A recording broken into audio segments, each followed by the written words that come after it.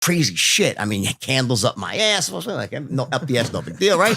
All this crazy shit, midget tossing that, all this. And this was a female editor, Danielle Perez Reyes, and she was awesome. She's like, oh my God, this is great. I'm like, really? I'm like, okay. She's like, this is awesome. People are gonna love it. She's like, oh my God, everything. Oh, great, great, great. I'm like, wow. I'm like, so I'm just gonna go for it. So when I got to this part with the bachelor part, I'm like, I'll just fucking go for it, right? So I then write out like 12 pages describing every seedy, disgusting detail down to its most minute elegance, right? Where it's like, I mean, like literally, you can see the cum dripping off people. Is that how much right? Anyway, and I send the pages to Random House, and I get back a comment. I don't think other human beings will understand it. And so I know a few will understand. Oh my God. These guys, you're talking to the two people that book was meant for. Well, let's see. Can we get the unredacted version? Anyway. If they find this disgusting, you got a serious problem. You will. You got a real problem on your hands. This is so anyway. This is like a space-time continuum tear. It like teared space-time. The fabric of time and space. Yeah, it did. Like there was music, it just stopped. There was like people froze. It was like, like fucking X-Men shit. Like it was like frozen in place, right? So anyway, so I met this guy and I, we walk in together, right? And there it is. The first thing we see is the bathroom door opens. A little hooker, blue chip, walks like 19, 20 years old. She's limping out, crying, and this guy follows her out. This guy, his nickname was the biggest dick on Wall Street. A 12-inch cock the size of a Campbell soup can, right? She's crying. So everyone gives her $500 for it. She's like, thank you. And she limps away, right? Okay, he's like, I had to do it. It must happen, right? Then it's like a dog poised on all fours with fucking getting blowjob. Nitrous oxide. Sorry. Can you say what you just said one more time? Dude, just the way you said it. Dude, this is just, by the way, this is nothing. That's Rookiesville here, okay? Anyway, there's cocaine out on plates, dishes of Quaaludes. Everyone's fucking out in the open. Like, it's just complete fucking mayhem. Like an orgy out in the open, right? Like, nitrous oxide. Everyone's fucking doing whippets on the fucking tank. It's just complete fucking insanity. And behind us is the glass, view of Vegas. Just a scene like you couldn't imagine, right? Like out of the movies, right? So anyway, and by the way, here's the sick part. I didn't think it was weird. I'm like, you just walked in. You were like, normal night in Vegas. Right? Yeah, normal night in Vegas. Right? So then this guy, Wigwam was his nickname, right? Called him in the movie. He was rug rapping, as we called him Wigwam because he had the worst toupee this side of the Iron Curtain, right? It's like a fucking dead squirrel on his head. So Wigwam was fucking coked out of his mind, right? He's like, he comes and goes, I'm like, what? Ellie, my friend understood Lude's, I should say name, understood Lude speak, right? He goes, he said, check this out. He's like, he brings us to the back. We walk through a series of fucking naked bodies of hookers and insanity. Get to the back, and there at the back of the room, I see the single most disgusting thing ever going on. It's a total like this. It's like, by the way, thank God this was the before Me Too generation, right? I don't condone this. All you Me Too, I swear to God. Thank you for that. The review team will love that. Yeah, that'll take care of everything you just said. Anyway, okay. So, okay. Make a long story short, or make a short story long, right? There's a girl on a stool, pink sheet hooker, truly with the face of a sheepdog, missing teeth, whole fucking thing. And there's like 20, it's just really bad. There's like 20 guys lined up, to bang her, and they're all banging her without condoms. All right?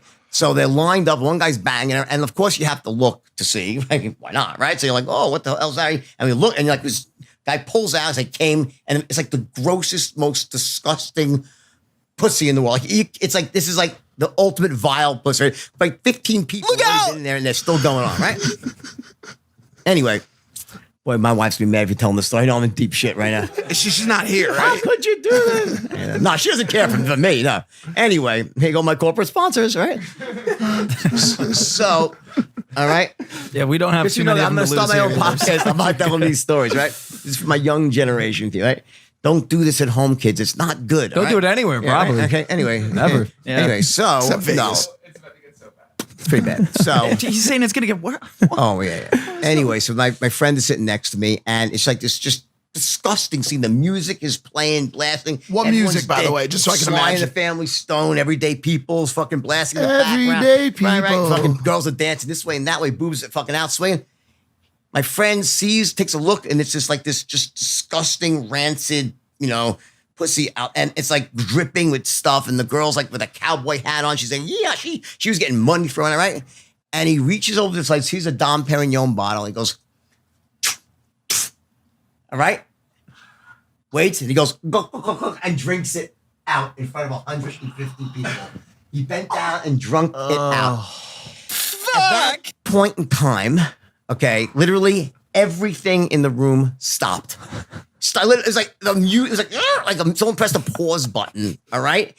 And it seriously like tore the fabric of space. And then after he did a gargle and a formal bow, and everyone clapped and cheered, right? And just so you know, and this is a message to everyone real seriously. Like obviously this is 30 something years ago, right? But you don't get there. You get there like one little step at a time. Yes. Like we didn't think it was that. It was nutty, but it was like, here's what happened. We were in this situation where everyone was young, everyone was making massive money. It was about how low can you go? What was the next low? Because if something happened, right, then okay, well, fair enough. What can you do worse? Like, what can you do? It's more extreme.